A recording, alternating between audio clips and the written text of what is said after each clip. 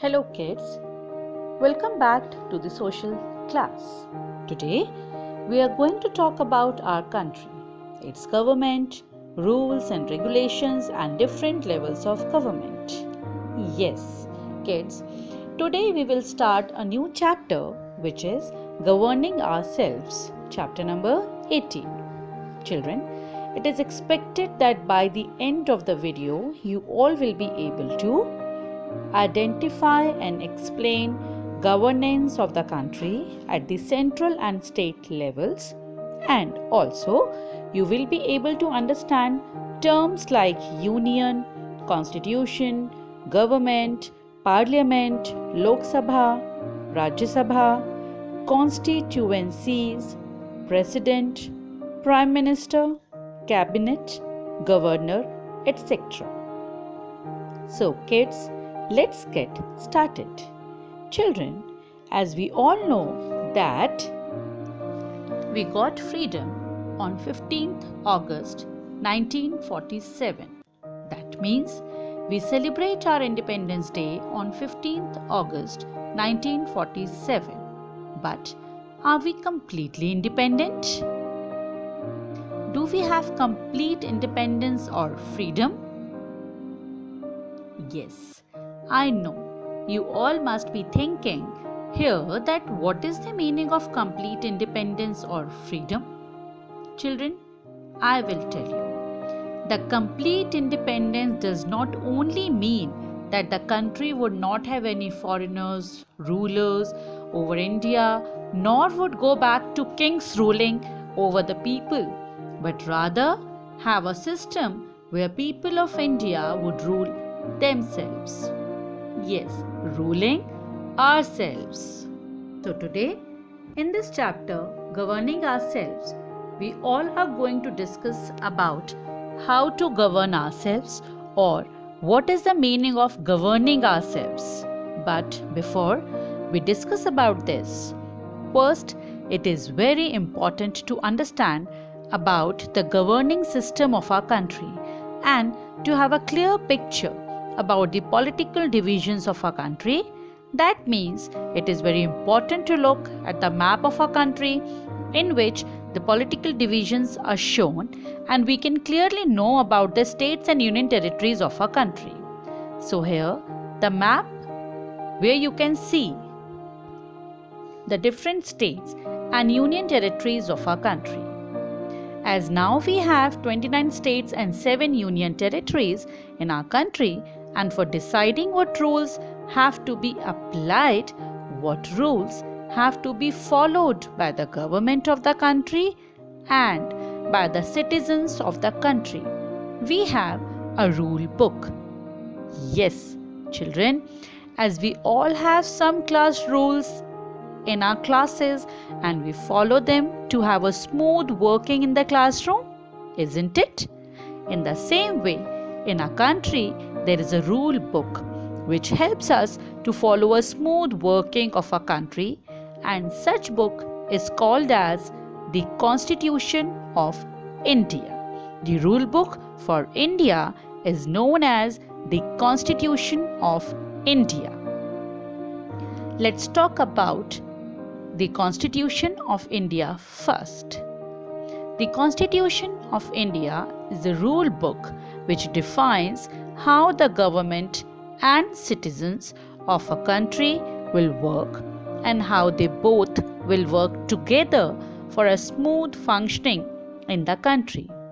The architect of the Constitution of India was Dr. B.R. Ambedkar, and he was that person who was considered as the main architect of the Constitution, but he was not the only one who wrote the Constitution, who designed the Constitution.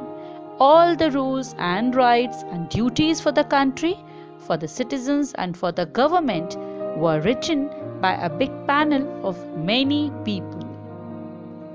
Now, look at this picture very carefully. Let's talk about this and have a brief about our Constitution and its architecture. You can see in this picture how the making of the Constitution took place.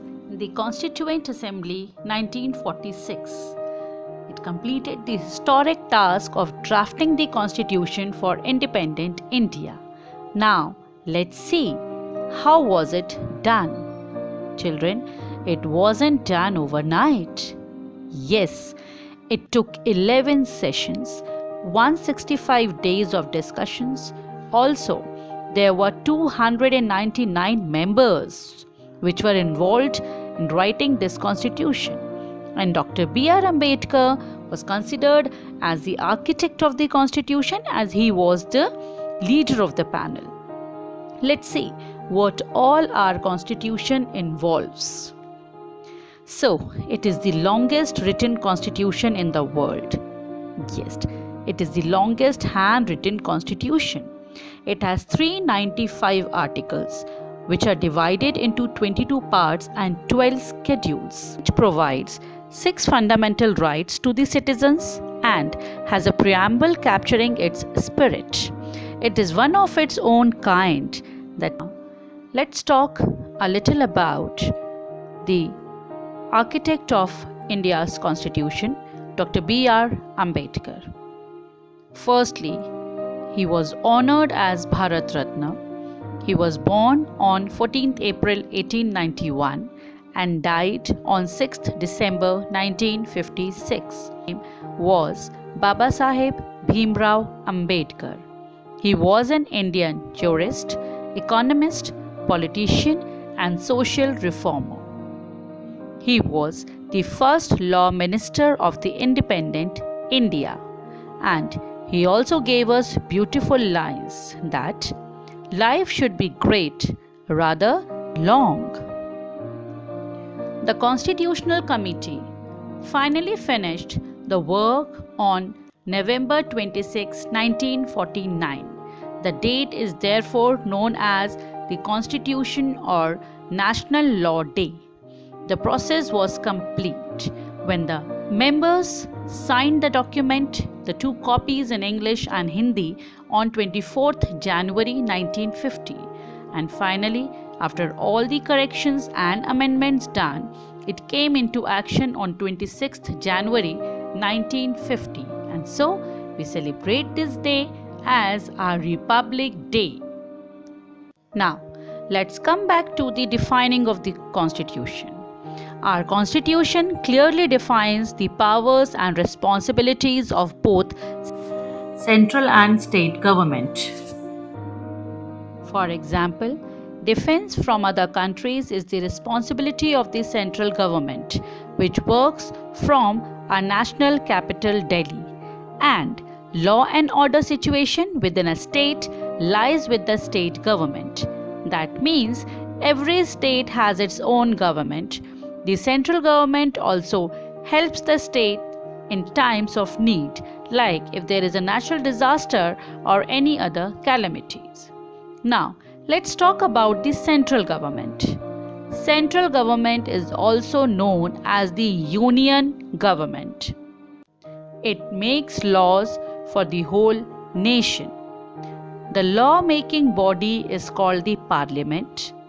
The Parliament consists of the President of India and 2 houses, and they are Lok Sabha, the lower house or the House of People, and Rajya Sabha, the upper house. Let's talk about different houses of the central government. Lok Sabha. It is the highest law-making body in the country. It has 552 members who are elected directly by the people. That means they are elected directly by all of us. So, they are elected by the people of the whole country, which are divided into a number of small areas called constituencies. Any Indian citizen who is of 18 years of age or more can vote in the election and choose representatives. The candidate who gets the maximum number of votes wins the election from that constituency. He becomes a member of parliament. The members of the Lok Sabha are elected for a term of 5 years. The members elected to the Lok Sabha then choose a speaker who guides the proceedings of the House. Now children, here we have used a new word, that is constituency. Let's see what does it mean. So it is a group of voters in a specified area who elect their representatives to legislative body, or an area assigned to a particular representative who is seeking for the votes, and those people can only stand for the votes from that area which is assigned to them. Now let's talk about Rajya Sabha. The members of the Rajya Sabha are not elected directly. The members of the state legislative assemblies and the union territories elect the members of the Rajya Sabha. That means they are not directly elected by all of us or the citizens of India. They are elected by some elected and authoritative people. 238 members are elected by the above members and 12 members are nominated by the President. The members of Rajya Sabha are elected for a term of 6 years. 1/3 of the members retire every 2 years and are replaced by new members. The Vice President of the country is the Chairman of the Rajya Sabha. Now, let us talk about the President of our country. The President of India is the head of the country. He is elected by the members of the Lok Sabha, Rajya Sabha and state legislative assemblies for a term of 5 years. So children, this was all for today from the chapter Governing Ourselves. I hope you all have understood the system of the government. Now, I think you all will also be able to understand about the levels of government. In the next video, you all are going to understand about the formation of the government. That how is a government formed? So, we will meet in our virtual class now.